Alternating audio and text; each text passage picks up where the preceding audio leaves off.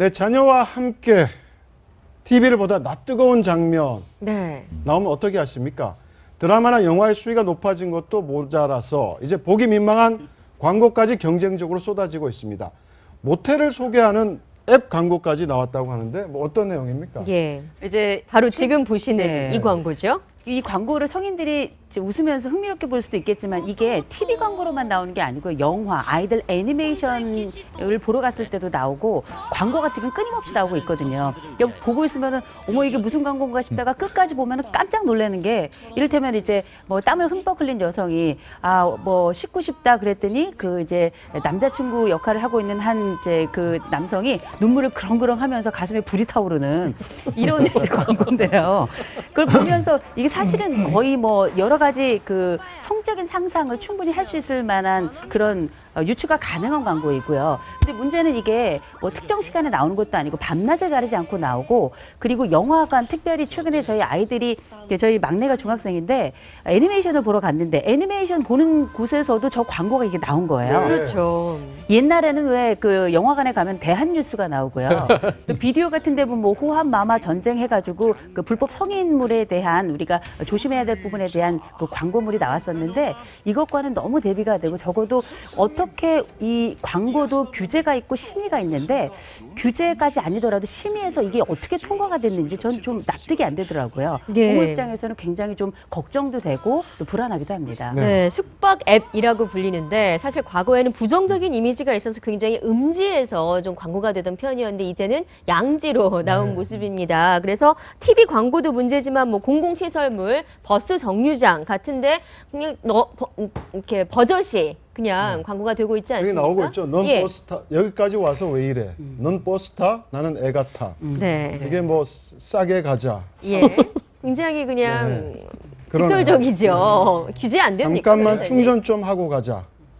뭐 선정적이죠, 내용이. 근데 이제 5개 광고물 금지법이나 광고에 관한 규제들을 보면요, 뭐 성정적인 이런 것들에 대한 그 규제는 있어요. 네네. 근데 그런 것들을 되게 이제 재량으로 행정기관에서 재량으로 판단하는데 이제까지 봤던 것들은 뭐 시각적인 것들이거든요. 속된 말로 뭐 사진, 뭐 이런 화면. 이런 것들이 이제 선정적이다 그러면 규제를 했는데 사실 저거 사진은 뭐 치어리딩하는 사진이니까 선정적인 사진은 아니잖아요. 근데 그 이제 글귀가 무엇을 내포하고 있는가 이 부분인 건데 그게 규제하는 사람 입장에서 봤을 때 보기보다 틀리다는 거죠. 야 이거 뭐 이걸 가지고 뭘 이게 선정적이라 그러냐라고 이제 보는 사람도 있으니까 정의 이제 허가를 내준 건데 글쎄 이거 사실 저는 이제까지 저는 IPTV 그 영화 볼 때만 나오는 걸로 봤거든요, 저는. 네. 근데 이렇게 5개 광고나 버스나 영화 그냥 아이들 애니메이션까지 있는지 저는 오늘 이 방송에서 지금 출연해서 알았는데 네. 글쎄 이 정도 되면 사실 어느 정도 조금 약간 규제를 해야 되는 거 아닌가 싶어요. 왜냐하면 저기 내포하고 있는 뜻들이 아이들이 봤을 때는 굉장히 교육적으로 안 좋은 게 맞거든요. 그래서 이것도 더군다나 좀 이제 애매한 구석은 좀 있는 것 같아요. 그러니까 뭐냐면 저는 저 광고를 보고 사실 이해를 못했거든요. 이게 도대체 네. 무슨 광고인가?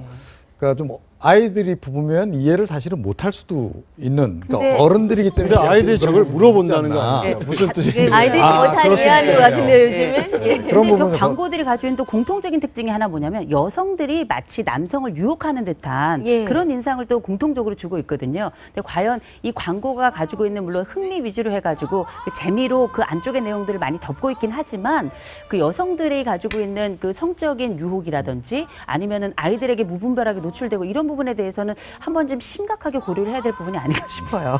네, 알겠습니다. 보다 못한 학부모. 네. 인터넷 커뮤니티에 이런 글까지 올리기도 했습니다. 한번 보시죠. 네, 돈 때문에 영혼을 판 광고주들 도덕적 해이 얘기를 하고 있고요. 공공장소에서의 19금 광고 앱 문제가 있다. 그러면서 정부 도덕적 책임을 좀 져야 되지 않을까라고 약간 분노의 글을 올렸습니다. 네, 항의해달라는 말과 함께 전화번호와 웹 주소까지 남겼는데 전화번호는 저희가. 그러니까 저게 진짜 뭐 좀 문제가 좀 있는 게 지금 청소년 보호법 보시면요. 청소년도 혼숙이 안 돼요, 모텔에. 숙박에서 못 들어가요. 혼숙이 안 돼요. 네. 그러니까 그 부모가 없으면. 근데 저거는 광고를 버젓이 한다는 거예요. 예. 그럼 저걸 보고 야 청소년 니들은 보지 마. 니들은 이거 웹 다운받으면 큰일 난다. 이런다고 다운 안 받습니까? 그건 뭐 성인 인증 절차 있다고 하겠지만 그래도 얼마든지 다운받아 받을 수 있거든요. 그러니까 이게 사실은 이 규제 수준들이 이게 맞지가 않는 거죠. 불일치하는 거죠. 그러니까 저 부분에 대한 거 사실 조금 우리가 좀 한번 생각을 해봐야 될 것 같아요. 네, 알겠습니다.